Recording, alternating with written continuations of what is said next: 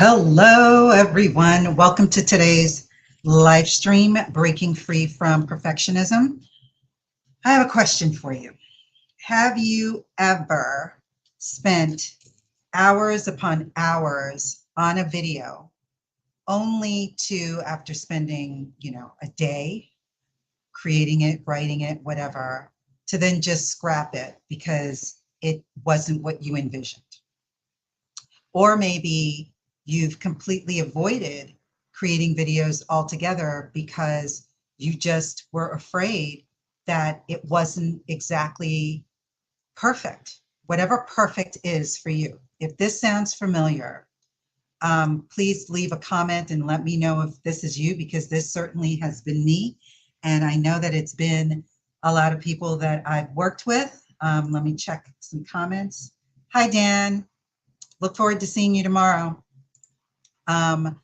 And so if this is you, like me, suffered from perfectionism, but I like to call myself a recovering perfectionist. So my hope is that I'm on the recovery path, and I am on the recovery path. I have implemented a lot of things that I want to share, some of which I want to share with you today, just so that you can get off of that cycle of just not believing in yourself enough, not trusting yourself, having imposter syndrome, comparing yourself to others. All of those things lead us to being perfectionists. And perfectionism can definitely create a roadblock for us, creatively speaking, especially when it comes to YouTube videos. So I want to share about 3 different strategies that I use and still try to implement on a daily basis so that I can make sure that I don't go backwards. So again, if you have any questions, please feel free to post them in the comments. And Dan says, oh, let me show this. So Dan says, I try to be excellent. Perfection is an excellentist. Perfection is not possible. Very true. I've never heard that term, excellentist. You'd have to share with me what that actual definition is. I'd love to know what that means. I believe in progress over perfection. As long as I'm moving forward, I'm doing something, I'm achieving something that allows me to learn through the process, that is better than striving for perfectionism. But one of the things that I needed to do was to learn how to trust myself. And many people, it may not be that difficult for them to trust themselves. But for me, that was a huge hurdle. And I think for a lot of people that are suffering from perfectionism or perfectionitis, that might be the thing, that you don't trust your instincts, you don't trust your intuition. There would be many times that I would sit down and come up with an idea for a video or come up with an idea for a video service and think that it's really good. I would even tell people about this idea and people would be like, oh my God, yeah, you should do that. But then I would end up talking myself out of it because I didn't trust my instinct. I didn't trust that intuition and go for it. And you always should listen to that voice when it first speaks to you and stick with it. And I wasn't sticking with it. I don't do that anymore. At least I try not to do it as often as I used to. I am a work in progress. But that is definitely something that is a result of people wanting or ending up being perfectionists, is that they don't trust themselves. And you need to believe in yourself so that that can ultimately guide you through whatever it is. And this applies to whether it's video creation or video marketing or whatever it is that you're doing in your life. I think that these 3 strategies that I'm going to talk about will apply regardless of where it affects you, because it affected me not only in my ability or inability to create videos. And I know for some of you, you might be, well, aren't you supposed to be like a coach that works with people on this? I wasn't always who I am now. Yes, I had a video background. I worked in video, but I was always behind the camera and always ran away from the camera. I never wanted to be in front. I never wanted to be a speaker. I never wanted to be somebody that shared their knowledge, even though I loved getting knowledge and I loved helping people more one-on-one than in a group setting. But doing video was really, really, really scary. And so that really put me off and made me have these issues with just feeling like I was an imposter, because I would see all of these other people that were creating videos and they seemed so effortless when they were doing, whether it was a live stream, and live streaming is, you know, for the umpteenth time, I'm doing live streams because this is something that I feared, that I didn't trust myself doing, that I felt that I was not good at, and I wanted to get more comfortable and be more at ease doing it. But this takes practice, whether it's live streaming or creating videos or whatever it is, it takes practice, and you have to consistently do it in order for you to feel more at ease, to trust yourself more, and to not care about what other people are saying. The second is discover what your perfectionism story is. Like, really reflect back into your memory, go far back as you need to really identify, why are you the way that you are? Why are you a perfectionist? What is your belief system around that?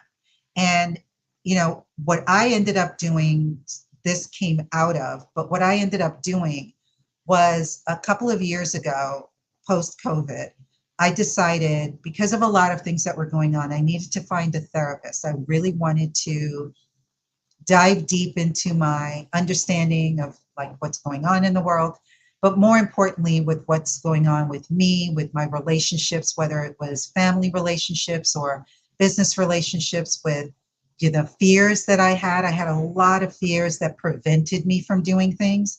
And in doing that, I discovered my perfectionism story, if you will. And it went back for me to when I was a child. And it went back to the relationship I had with my mother, who I loved dearly and who, God rest her soul, is no longer with us.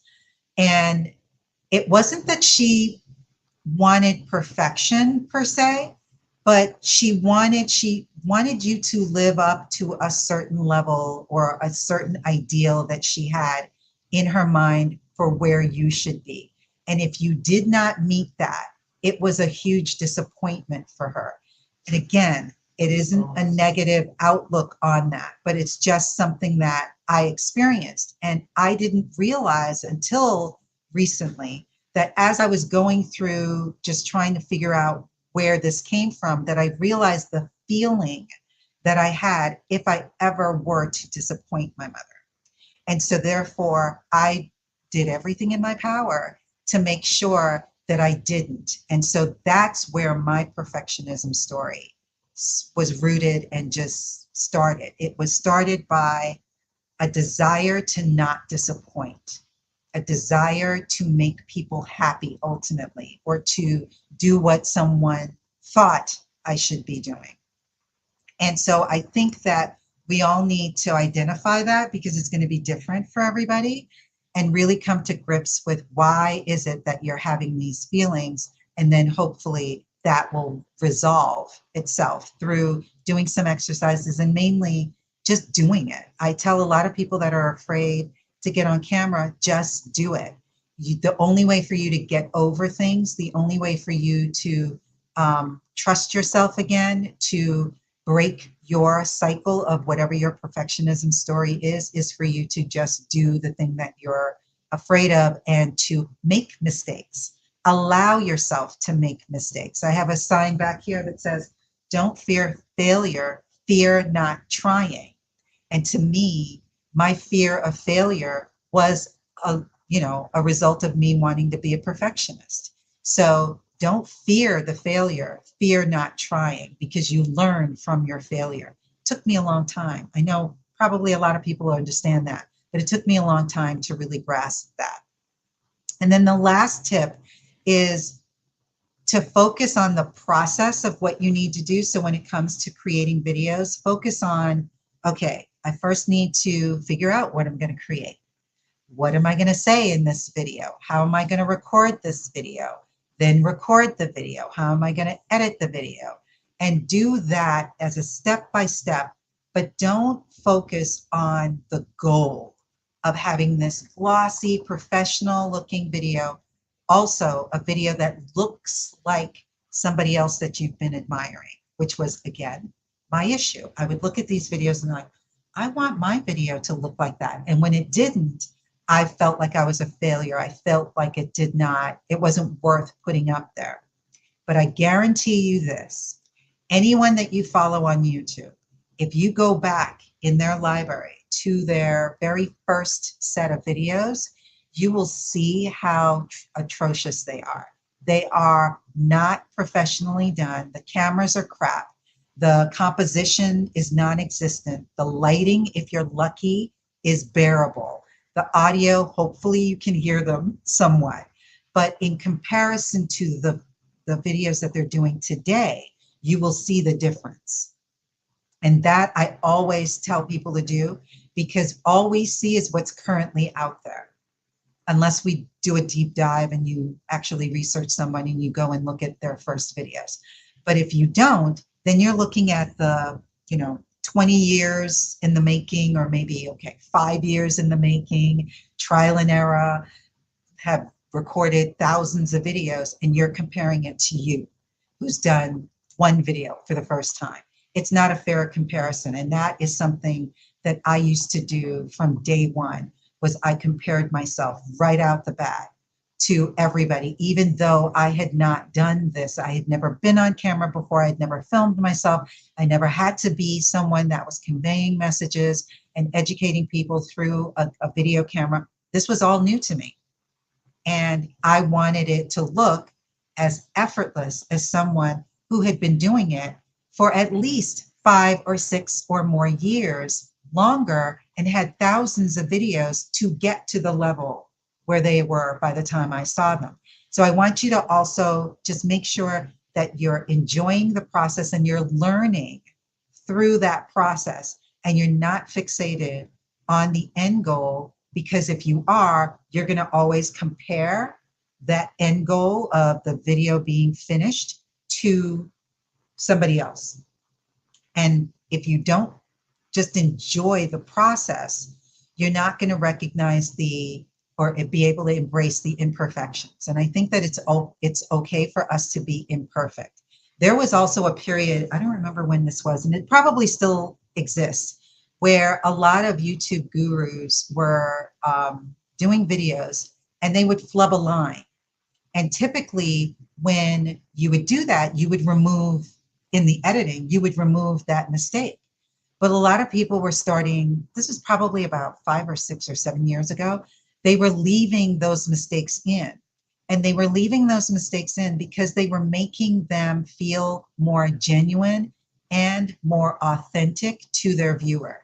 Their viewer were realizing, oh, you're human. You make mistakes like I do. Oh my God, that's so great to know. And so that's what I'm going to leave you with. The benefits of overcoming perfectionism is your ability to be authentic with your audience. And that authenticity leads to a connection with your audience. Once they're able to connect with you, they don't see you as this, oh, you're flawless, you're perfect, you never make a mistake. You read, you have your script memorized. You're just reading straight from your memory. You're not reading a teleprompter, or in my case, looking at my notes so that I stay on topic. If you share your imperfections along the way, you'll become and be seen by your audience as more authentic, which will then ultimately lead to you making more connections, which ultimately leads to people wanting to follow you. They're going to like you, they're going to trust you, and they're going to want to work with you. All right, so that's it for today.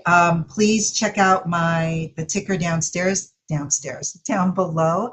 I have a workshop coming up on the 18th with Camtasia, Matt Pierce, from Camtasia. And if you have any questions that you would like to have covered during that workshop, feel free to post them in the comments below this video. If you're on my email list, you will be getting an email that's asking you for any questions so that we can make sure that we cover them in our presentation, and that's happening next Thursday. That's the 18th of July at 2 p.m. Eastern Standard Time. So I hope to see you then. Until next time, let me check one last time. There's no more. Dan says, I made it. Oh, you made it up, just seeking to improve on excellent product or service. I love that. I love making up words, even though I don't think I've made up a word yet. At least I can't think of it. But if you're watching this on the replay, please let me know if this was helpful to you, and also any questions that you may have that you want us to address during our upcoming workshop with Camtasia. And I'll look forward to seeing you next Wednesday at the same time, and then hopefully also next Thursday at 2 p.m. at the same time as well, at 2 p.m. Eastern for the Camtasia workshop. So until next time, I'll see you later. Take care.